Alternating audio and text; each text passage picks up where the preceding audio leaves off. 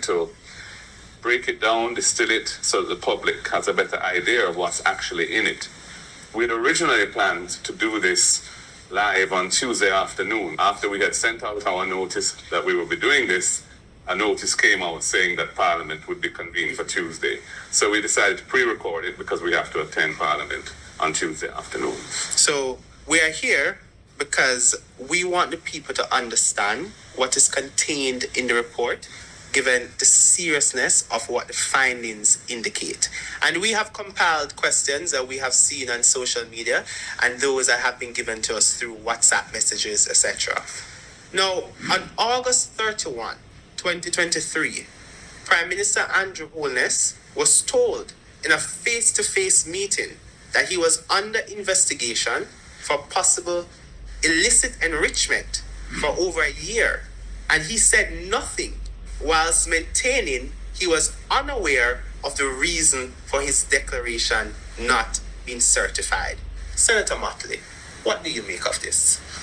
Well, let me say, first of all, Cleveland, that this is not a happy moment for the People's National Party, and it cannot be a happy moment for the country. Because it is clear, no matter how you look at it, that the Prime Minister has been unable to be certified for a number of years. And in responding to questions asked about it, he said that he did not know why, that he had provided all the information which was required. Now, as it turns out, we can debate the date.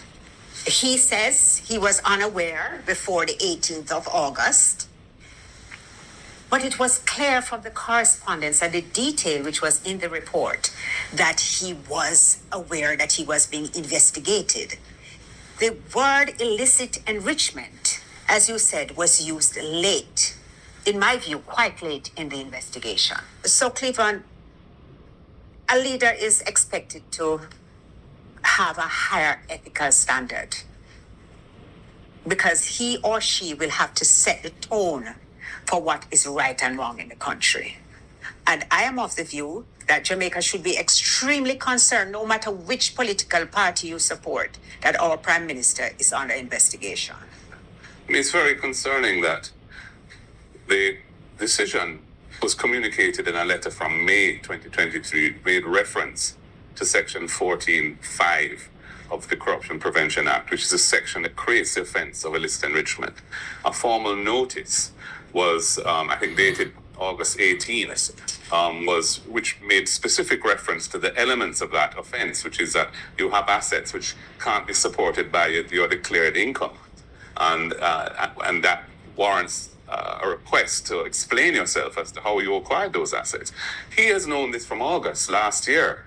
So for over a year, he has not come to the country and said, I am under investigation for illicit enrichment, even though the illicit 6 and the fact that there were these investigations of 6 parliamentarians, which became 8 later on, was well known as something that was being discussed constantly in the media and elsewhere. So it was, to my mind, a serious deception of the people to pretend or to hold back the fact that you as Prime Minister were one of the persons being investigated.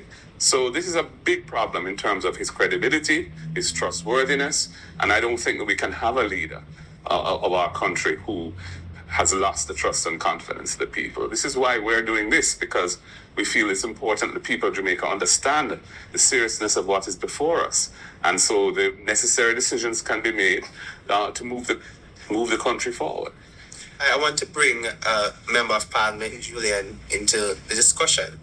The IC in the report stated that the Director of Investigation was unable to arrive at a conclusion because he did not have access to Holness's personal expenses over the relevant period, along with unresolved questions around the companies that he is connected to. Well, what he said specifically is that the Prime Minister refused to provide details of his personal expenses over the period of the investigation. And he could not conclude definitively on the issue of illicit enrichment because he needs to match income to expenditure. So here it is that you have a situation where the investigator is prevented from doing his work because the information he needs from the Prime Minister has not been made available to him.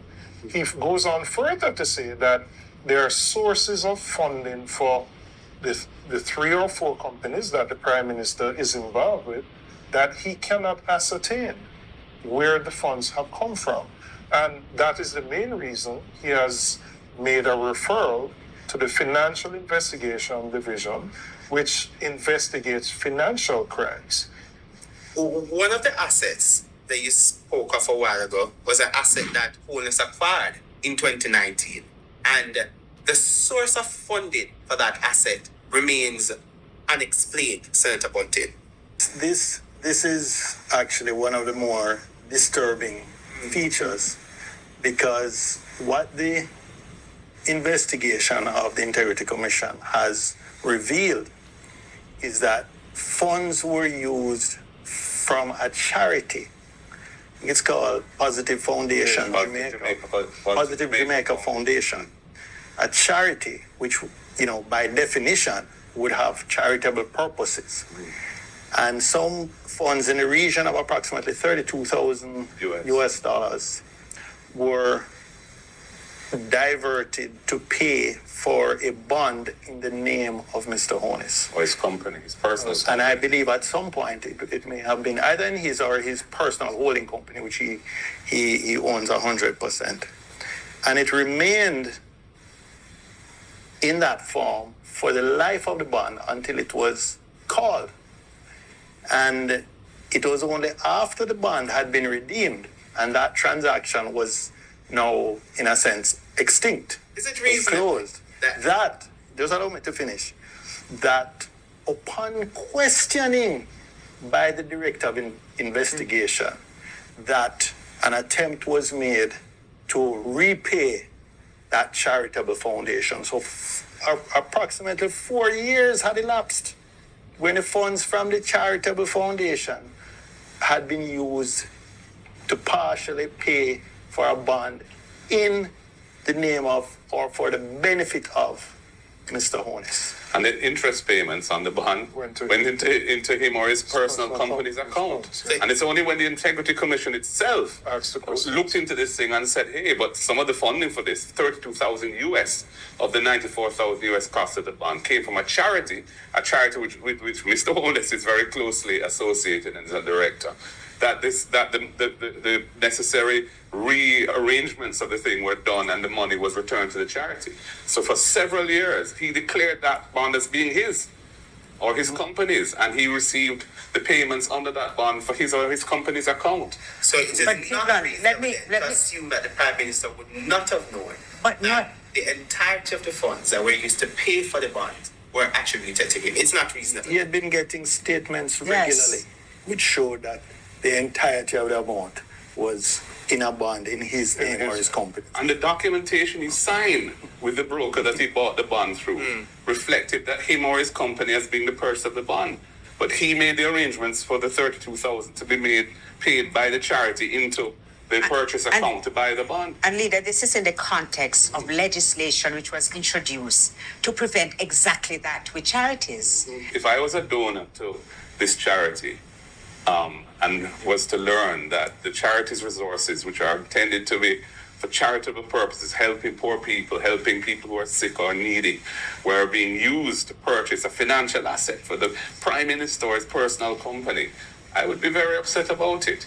And that I know as a fact that foundation receives funding not only from Jamaica but from outside as well. So it's a very serious matter. Right.